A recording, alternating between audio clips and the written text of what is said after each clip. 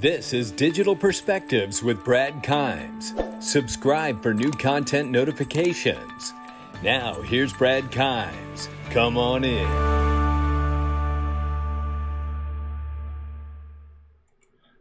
Welcome back to Investment Perspectives, everybody. Real quick, if you haven't got on the free monthly newsletter, please get on that letter. There's going to be a lot of exclusive content in a free monthly newsletter about crypto and the private and pre-IPO companies that are moving into the blockchain crypto space, as well as the latest news and insights. Make sure you hop on that list. There's going to be a lot of really great deals in there for a lot of things that I know all of us will need in general. Let's go ahead and get to the news. We have an important one today. We're going to talk about Ripple, obviously, and XRP, and we're going to talk about monetary policy. And we're going to talk about some other things that are surrounding that as well. It's going to be a good one today. Now, this is Stephanie Rouse, I believe, or Roos, and she's blockchain developers need to be mindful. She says security and privacy learn. UBRI is accelerating research into flexible anonymity.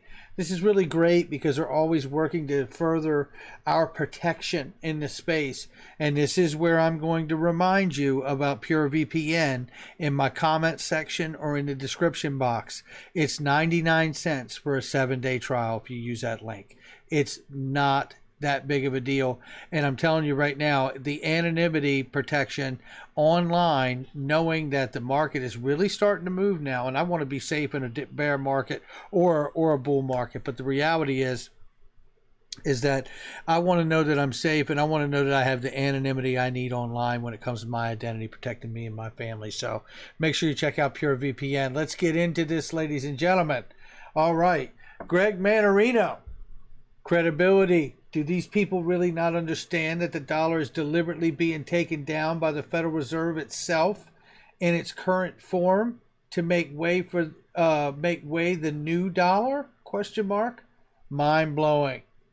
Now, we all know that the problems have been going on for quite some time. Since last year, we've been reporting a liquidity crisis with co-host Cryptopolis and myself on Friday's show, and we know that the pandemic that has come about is also accelerated all of this, including the liquidity crisis for all the currencies of the world, let alone the dollar as well.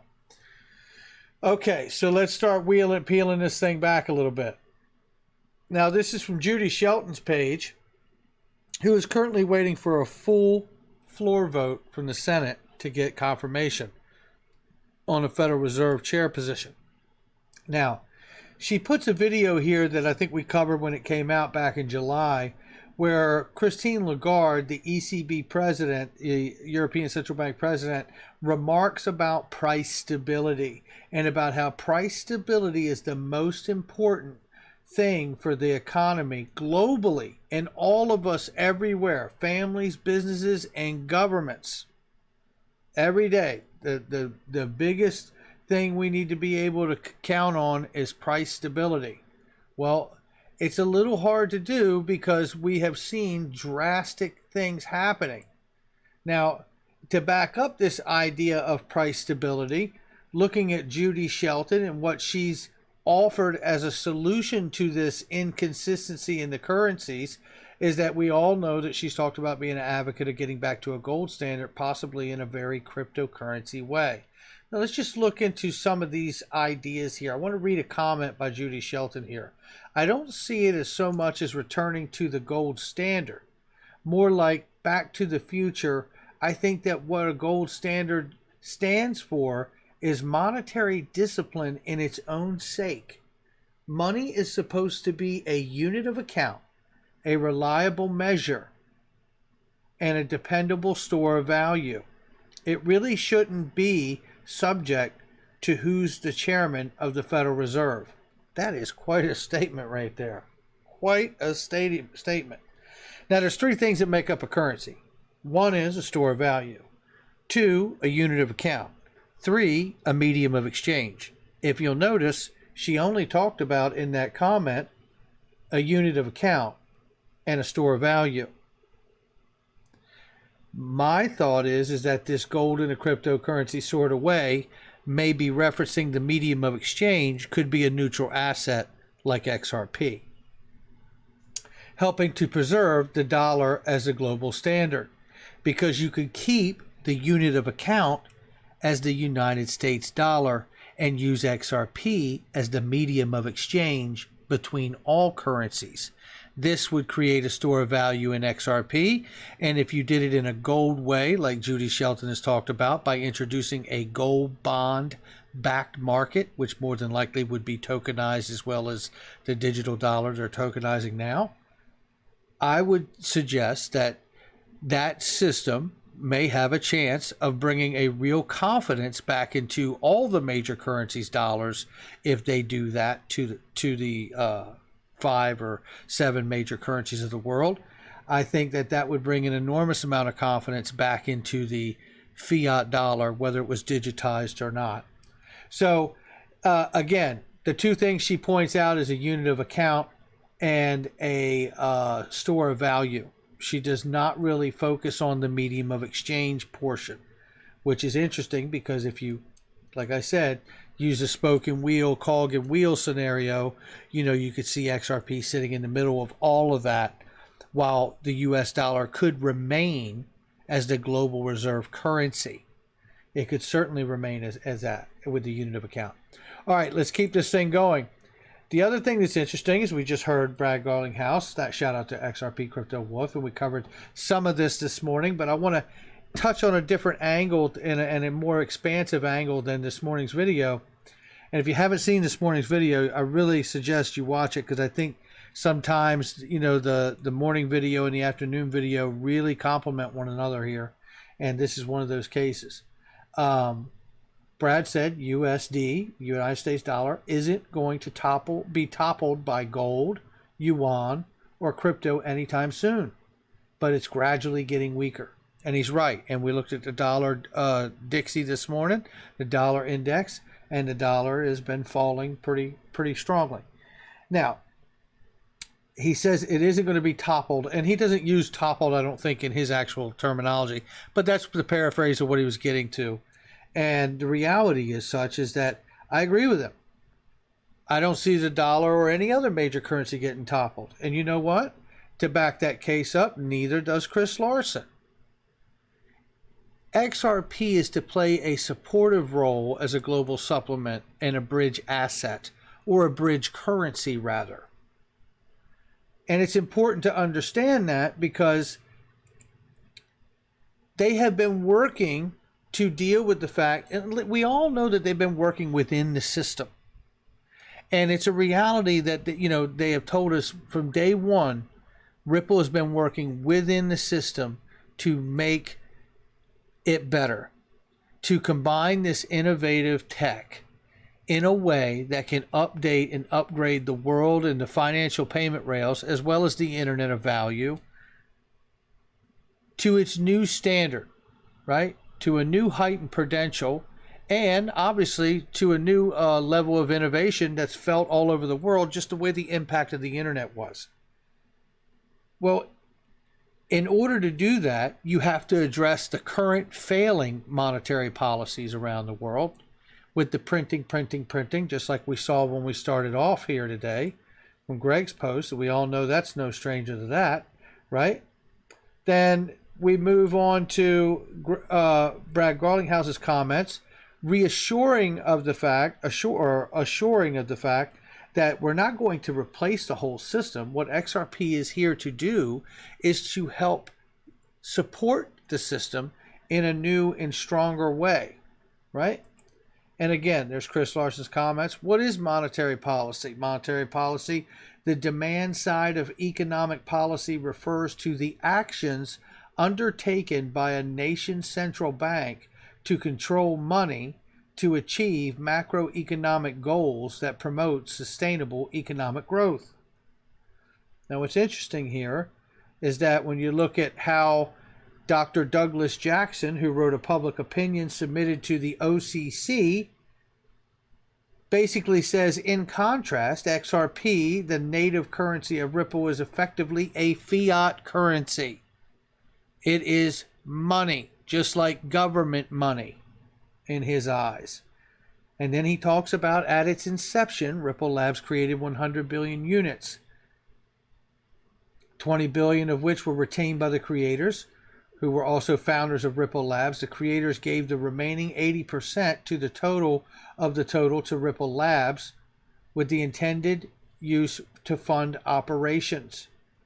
The monetary policy of Ripple Labs has been stated as, we will engage in distribution strategies that we expect will result in a stable or strengthening XRP exchange rate against other currencies.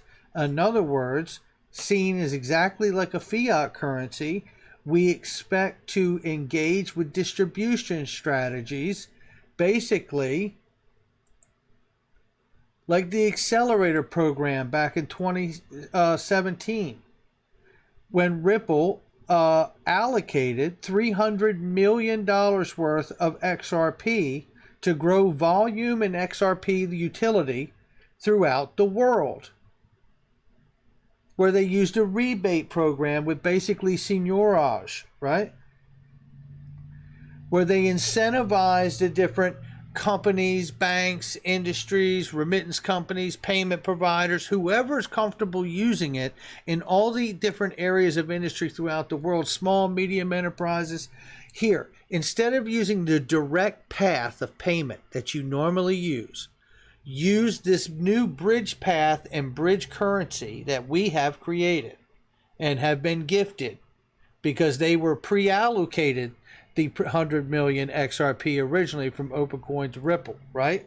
So they're saying, we'll incentivize you by giving you this, and if this will cost you more than it does in your normal payment route or payment rail, we'll cover the difference for now, because as you escalate and begin to incorporate this more into your payment cycles, and you start to increase your business because of the quick settlement time, over time we will have to give you less incentive or rebate or seigniorage to cover that gap, because we're confident that the use of this will, as we use the Accelerator program to prime the pump.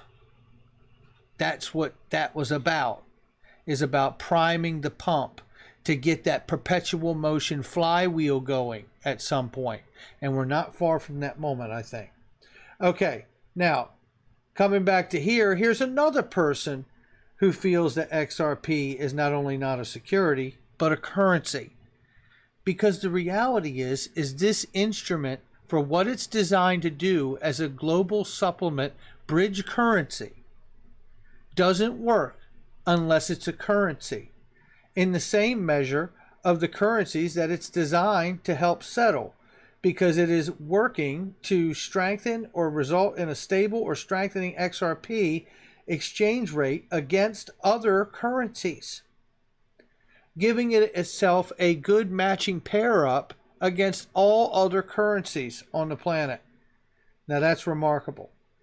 So then we have Miguel Villas, formerly from Ripple, and this interview that we've gone over before from back in Epic Center podcast. And these guys did an amazing interview with Miguel. Shout out to them. 2017. Let's listen to a couple comments. Even from 2017, listen to a couple comments that really set up the awareness by Miguel and everybody at Ripple that what they're doing isn't just starting another coin company. What they're doing is creating a currency that can be used as a bridge currency for the world that can help supplement global trade and settlement of any transaction of value. So let's go ahead and listen to this now. It's queued up right here. Let's listen to this exchange real quick. Couple different spots. So the idea behind like these distributing these XRP tokens, it would be like, so imagine like there's this small bank, right? Or let's say medium-sized bank, and today the bank has like system X in order to send money internationally, right? So that system X is something else. It's correspondent banking or whatever it is, or whatever it is, right?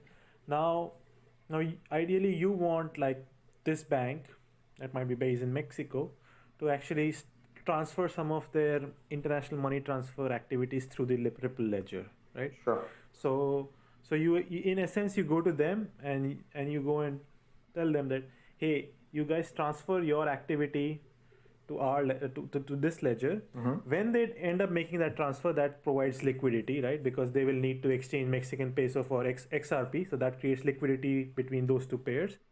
But in order to incentivize that behavior of them switching over here, you give them some XRP. You say, hey, take these 100 million XRP, keep them, and if the ecosystem succeeds, then you will make capital gains on what we've given you. I mean, is it like that? Not quite with banks. I think as we sort of early on build the ecosystem, certainly that's the strategy with more sort of the digital asset world, if you will, right? Now, when the gentleman talked about and they deal with the capital gains on those, I felt like Miguel was dealing with the fact that you're talking about more the digital asset world. This is not necessarily where we want to be with banks. And I believe the unspoken thing here, in my interpretation, looking back on this information, knowing what we know now, is because Miguel and Ripple had been, even as far back and beyond, saw XRP as a currency. Let's continue. The example I gave of sort of the Bitcoin ecosystem investing in itself, because everybody has Bitcoin, definitely does not apply to the banks yet, right? Because the banks don't have any digital assets on their books. So, I would struggle to see us do that with a bank, at least in the next 18 to 24 months. I don't know how useful that would be.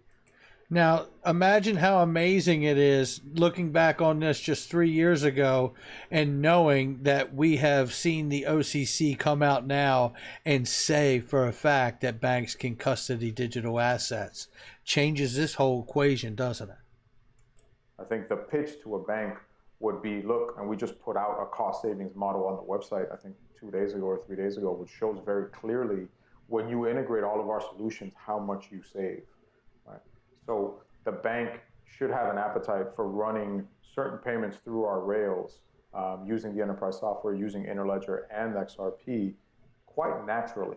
I think if I'm being 100% frank, I think the challenge for even a second or a third tier bank is where they're going to source the liquidity from, and that's something that I'm trying to solve for, right? I mean, if somebody wants to send a payment from Mexico to India, at the moment, we don't have a Mexican rail for XRP, right? Not even on a digital asset exchange. And maybe banks get to a point where they're comfortable dealing at digital asset exchanges because these, like Bitstamp, for instance, is fully regulated and they have banking relationships, and definitely the worlds are coming together. So I think we'll get to a point where, yeah, banks, no problem, will connect, to Coinbase or Kraken or Bitso or whoever it is, and source liquidity that way.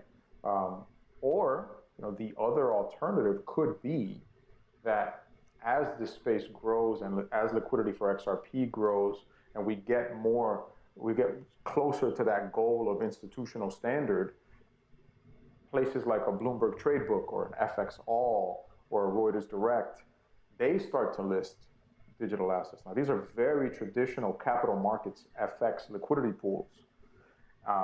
If we get to that point, then it becomes very easy for a bank to run a payment through the ledger, right? But really, it's all liquidity dependent, which is really what you're solving for with respect to the cross-border payment with XRP. Really remarkable what he said here. One, looking back on this, we know that was prior to the MoneyGram relationship, which did set up a USD Mexican corridor as well as other corridors now. And the other thing is he talked about is that where we're really talking about banks taking advantage of this thing in a big way is when we see the liquidity plugged into the traditional FX market desk. Oh. Well, let me tell you, we haven't been told that yet. We haven't seen that happen yet. But that's a big one on my list to look out for, I can tell you that. And when it comes to that comment, I must say, if you ever wanted to know where the collateral pools of liquidity could come from, it's those desks that he just mentioned, those FX desks. those large traditional trading desks that can be plugged into, just like SBI's trading desk over in Japan. When you're able to plug into the FX market, which is all the currencies of the world, and draw off the liquidity of those markets to start settling with XRP for anything, anywhere in the world, oh my goodness, it means a couple things. One, it means mass adoption is well underway, and so is the flywheel, because competition's everywhere in every sector. And number two, it also means, in my estimation, that XRP has clearly been deemed a currency. Now, let's continue. There was something else I wanted to show you here as well. Shout out to Dave Jones. I thought he made a great comment, and I meant to showcase it this morning.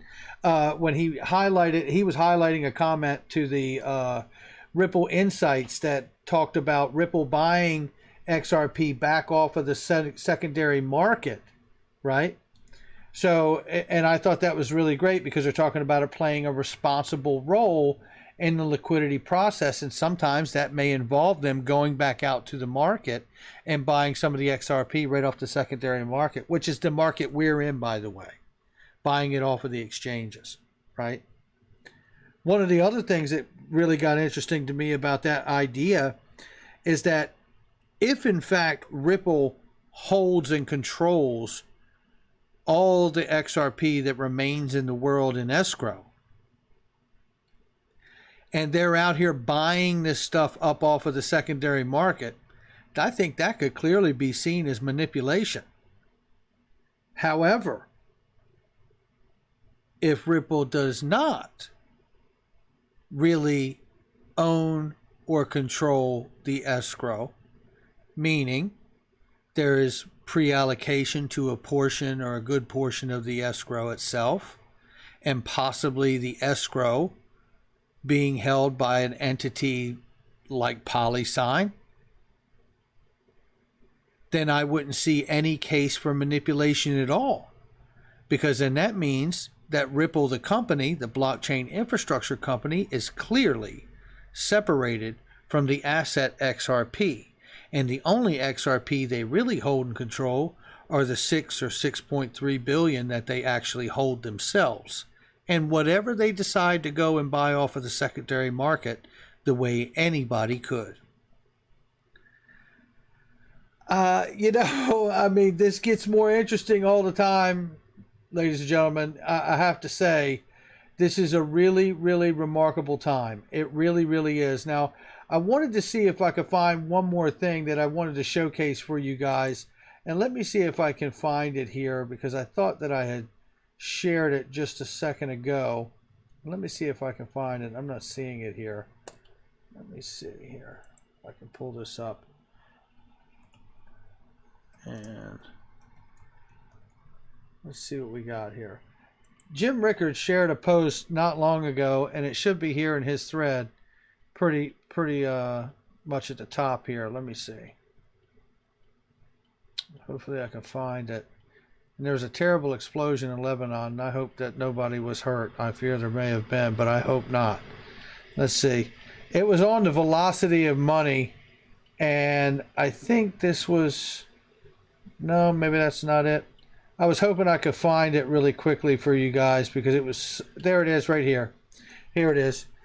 For Austrians and monetarists and neo-Keynesians who still think money printing causes inflation, it doesn't. Here's what you're missing.